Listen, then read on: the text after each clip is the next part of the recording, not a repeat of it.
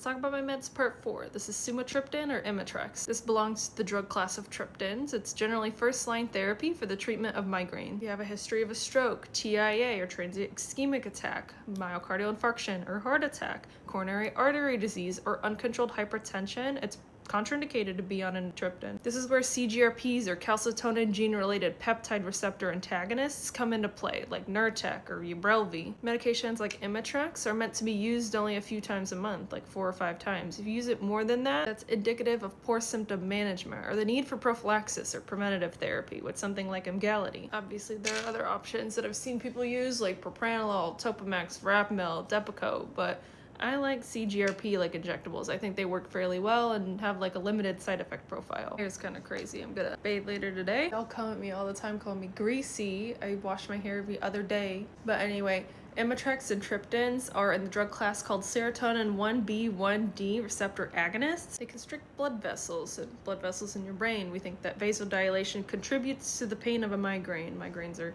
fairly complex disease states that we don't really know like a lot about, but triptans help for migraine pain. For side effects, triptans can cause paresthesias, which is like pins and needles, tingling and numbness, as well as like a warm and burning sensation. Some patients experience like flushing and dizziness and fatigue as well. Important to note that this acts on serotonin receptors, so it can be additive with other serotonergic medications for serotonin syndrome. Fun fact, this is sumatriptan and this is serotonin. They both have this little indole ring there. As you can see, they're structurally similar, which makes sense. Epiduo is adapalene benzoyl peroxide. This is also what I take. It's for my acne. Adapalene is a retinoid. It modulates cellular differentiation, keratinization, and decreases inflammation. Benzoyl peroxide also decreases inflammation. It also has mild antibacterial activity and comedolytic activity, meaning it breaks down comedones or clogged pores. So this is appropriate for mild to moderate acne. I apply it nightly and it burned when I started using it. It makes me more sensitive to the sun, and it also bleaches my sheets and my pillowcases.